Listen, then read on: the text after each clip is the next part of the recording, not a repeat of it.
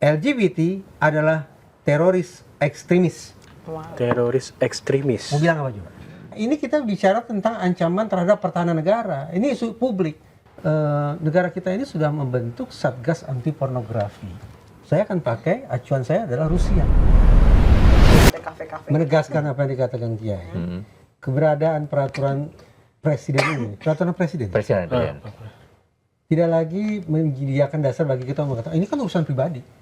Oh, iya. Kenapa situ ikut campur? Ini kan urusan saya. Biasanya begitu memang. Oh, nggak Iya. bisa. Ini kita bicara tentang ancaman terhadap pertahanan negara. Ini isu publik. Kalau ada warga negara yang tutup mata, justru ini warga negara yang, maaf kata lah ya, seolah tidak menganggap ini sebagai sebuah ancaman terhadap pertahanan negara. Kita punya kepentingan bersama kan, untuk mempertahankan negara ini kan. Jadi ini isu publik. Tidak bisa siapapun itu berlindung dengan mengatakan jangan ikut campur karena ini isu pribadi. Nggak bisa. Nggak bisa. Sudah ada perpres yang mengatur itu untuk pertahanan negara ya. Itu. Artinya negara pun bisa mengatur. Harus. Selanjutnya harus diatur. Nah iya, ngomongin Boleh ada selanjutnya ini aku ke Mas Reza. Bermodal perpres ini, apa langkah yang seharusnya diambil oleh pemerintah untuk melakukan pencegahan Di deradikalisme? dalam perpres itu sebetulnya Presiden sudah memberikan titah bahwa terkait dengan bagaimana menangkal ancaman non militer terhadap pertahanan negara ini akan diserahkan kepada Kementerian Non Pertahanan. Ya. Nah, pertanyaan kementerian yang mana itu? Teringat oleh saya bahwa sebetulnya sudah sejak sekian belas tahun silam, seingat saya 11 tahun silam lah, negara kita ini sudah membentuk Satgas Anti Pornografi. Oke, iya ada ya Satgas. Di mana kantornya? Di Kementerian Agama. Oke. Nah, daripada membentuk satgas baru, satgas itu direvitalisasi. Kita berikan stamina, toh sudah dikasih perpres nih. Iya. Silakan Kementerian Agama dengan percaya diri mengatakan, oke, Kementerian Non Pertahanan yang menindaklanjuti perpres ini kami saja, Kementerian Agama saja. Kalau Menteri Agamanya sibuk, ada wakil menterinya. Yang juga sibuk, saya yakin sibuk. Tapi menurut saya, dengan kesibukan yang luar biasa pada Pak Menteri, mudah-mudahan Pak Wakil Menteri bisa mengambil posisi terdepan untuk sekali lagi merevitalisasi Satgas Anti Pornografi atau apapun sebutannya bisa disesuaikan guna memastikan bahwa implementasi perpres ini betul-betul sampai ke lapisan akar rumput. Menjadi isu semesta rakyat Indonesia. Jadikan itu sebagai wawasan kebangsaan kita. Oke, Pak Reza, ini kan Tanamkan itu dalam pendidikan moral Pancasila kita dan seterusnya. Nah ini kan banyak kalau kita lihat ya di sosmed yang viral-viral itu justru banyak berkembangnya ini di kampus-kampus. Nah ini persoalan ini dipicu oleh apa nih? Kenapa kampus-kampus justru banyak ibaratnya perilaku-perilaku banyak yang viral lah kita tahu. Apalagi kampus kan. Kenapa sekarang lembaga pendidikan apa memang ini menjadi sasaran untuk penyebarannya atau memang mahasiswa-mahasiswa sekarang punya pikiran yang ini otokritik ya. Saya tidak akan mahasiswa pukul rata. Saya hanya memberikan sorotan mahasiswa psikologi. Karena ya itulah pengalaman saya. Ngomong-ngomong psikologi, saya ini sarjana psikologi UGM. Jadi saya adik angkatannya Pak Jokowi. Kenapa ketawa? Enggak apa-apa. Banyak cuma beda alumni jurusan. UGM. Ya, sama-sama lulusan UGM. Pak Roy Suryo. Nah, saya ingat nih, suatu ketika saya melamar menjadi seorang konselor remaja. Ditanyalah ihwal LGBT. Pada kesempatan pertama saya tidak lolos. Kenapa? Karena saya menunjukkan idealisme saya tentang bagaimana memposisikan LGBT. Yang tidak berubah sampai sekarang. Ternyata pada seleksi pertama saya tidak lolos. Karena akhirnya pada seleksi kedua saya pakai cara berpikir psikologi. Bahwa hitung saja. Menguntungkan atau merugikan jadi LGBT. Kalau menguntungkan, jadikan itu sebagai pilihanmu. Sematematis itu. Harap dicatat.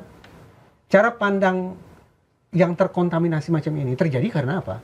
Kepada kami dijejali referensi-referensi barat dan pada saat yang sama mata pelajaran atau mata kuliah yang mengingatkan di mana kami berpijak itu sangat sedikit.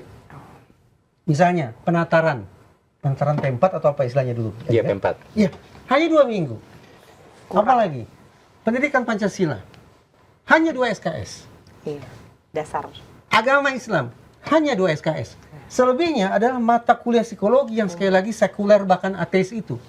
Yang memang tidak memasukkan unsur spiritualitas atau ketuhanan ke dalam bahasannya. Itulah yang menjadi sebab perkiraan saya Mbak Fitri. Kenapa adik-adik saya mahasiswa atau spesifik mahasiswa psikologi tampaknya memang tercerabut dari akarnya karena para penyusun kurikulum di Fakultas Psikologi se-Indonesia pun seolah lupa ada materi-materi fundamental yang semestinya ditanamkan terlebih dahulu kepada anak didiknya. Jangan tanda petik langsung sok-sokan berbicara, berpikir bagaimana seorang praktisi psikologi bekerja. Tapi berpikirlah dulu sebagai kamu orang Indonesia. Kamu orang yang beragama. Kamu hidup dalam negara yang berdasarkan Pancasila. Semestinya pijakannya itu dulu Pijakannya yang diperkuat. diberikan. Tidak ada budaya-budaya. Punya daya saring. Jadi punya daya saring. Kalau dibalik, ya itu tadi saya katakan. Ternyata saya menjadi sedemikian pragmatis kan. Hanya demi lolos menjadi seorang konselor remaja, sok-sokan jadi orang pintar nih, adalah dengan cara menihilkan referensi keagamaan dan referensi kebangsaan dalam cara saya berpikir. Buruk tidak itu? Sangat buruk, tapi saya lolos akibat itu. Kan jadi absurd. Jadi ini ya. Iya. Karena Tolak belakang. kalau misalkan kita ngelihat dari soal psikologi tadi, banyak psikolog juga mendasarkan pedoman soal LGBT itu ke American Psychological Association Iya. atau apa. Iya. Kalau Mas Reza sendiri ngelihatnya apa ini apa? Iya. Apa ini apa? Ya. Apa itu? Pertama saya bisa merespon itu dengan cara agresif, dan yang kedua saya bisa merespon dengan cara asertif. Saya agresif dulu nih ya. Oke, Agresif berarti ayo kita tarung yuk. Ibaratnya begitu. Iya. Kita tarung nih. Dengan cara laki-laki. Kalau ada orang-orang yang kemudian menjadikan referensi berpikirnya terkait orientasi dan perilaku menyimpang ini adalah dengan mengacu ke Amerika Serikat, Mhm. saya akan pakai acuan saya adalah Rusia. Ah. Boleh dong. Ibarat nih kalau mau tarung ayo.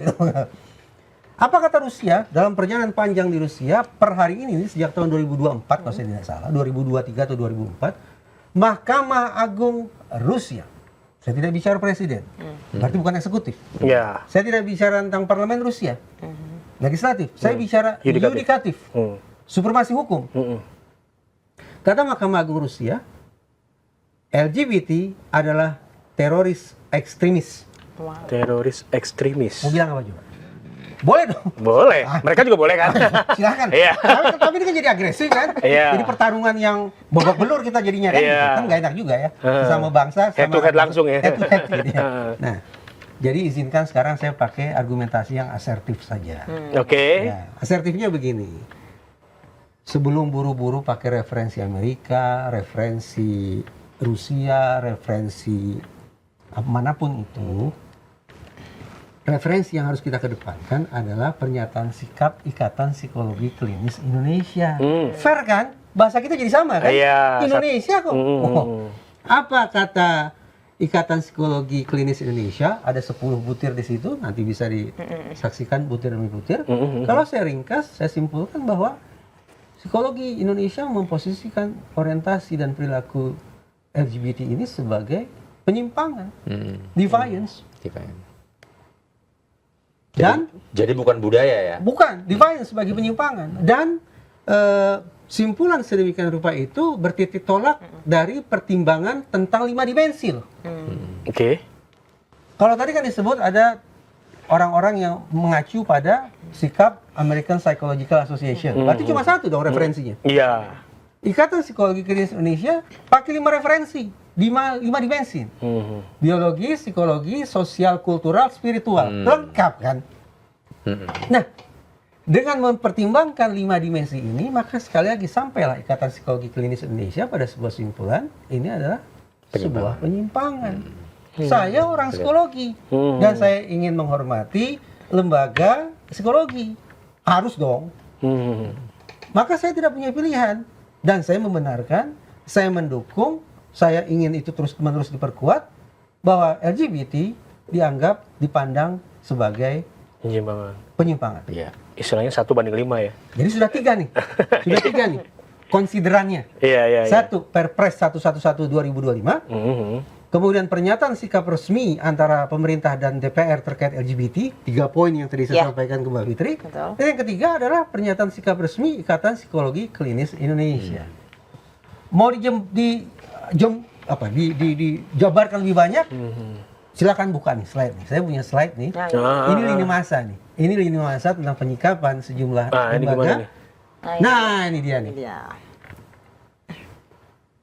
Oh, dari tahun 2014 2015 lini masa di MUI ini di Indonesia ini. Indonesia ya. Di Indonesia. Masa saya buru-buru ke Amerika? Indonesia sudah mengambil langkah maju luar Oh, biasa. 2014 sudah ada fatwa haram. Sudah ada. Ya. Kemudian Kementerian Pemberdayaan Perempuan dan Perlindungan Anak. Yai, ini catatan luar biasa. Kita punya sekian Baru banyak ramenya Menteri sekarang. Pemberdayaan Perempuan dan Perlindungan Anak. Iya. Salah satunya adalah Yohana Yembisi. Ya. Harus saya katakan, beliau bukan Islam. Iya. Beliau Kristen. Tinggalnya di mana? Di timur Indonesia. Tapi semasa beliau lah keluar pernyataan eksplisit tentang LGBT. Bahwa ini bahaya. Jadi membenarkan perkataan Kiai tadi yang mengatakan LGBT sebagai suatu hal yang berbahaya, yang ditentang, dilarang itu, bukan hanya masyarakat Muslim.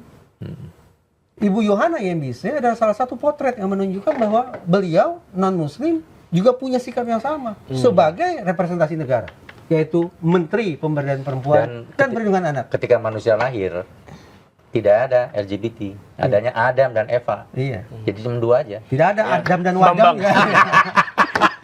Ya, yang Allah ciptakan Adam dan Hawa ya, bukan Adam dan Bambang gitu ya.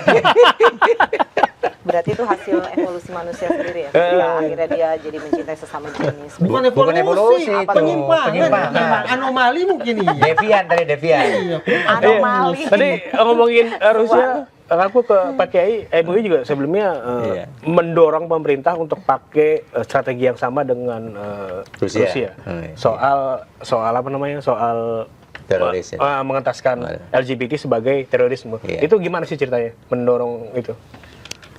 Ya, sebenarnya begini ya, dari berbagai agama tadi sudah kita sampaikan bahwa LGBT itu bukan hanya teroris apa tadi? Ekstremis. Tetapi di atas itu loh, membahayakan kelangsungan keberlanjutan kehidupan manusia. Kehidupan manusia. Bukan membunuh yang sudah ada, tapi membunuh yang belum ada mungkin. Bahasanya ya. Membuat punah Oh. keberlangsungan kehidupan manusia. Mungkin ibaratnya begini Kiai. Kalau teroris itu lazimnya kita pahami mengincar kelompok tertentu. Kelompok tertentu. Tapi kalau LGBT mengincar seluruh Umat manusia. Oke. Oh, iya. Apa nggak lebih berbahaya dari teroris? Lebih berbahaya. Maka menurut saya mau mengusulkan, Ya. nanti dari PBNU akan mengusulkan, saya ajak juga MUI, agar kata-kata yang di dalam Perpres itu dipertajam lagi. Oke, lewat Bahwa aturan. membahayakan keberlanjutan kehidupan manusia. Gak sempet baca? Dengerin aja, klik icon text to speech di okezone.com.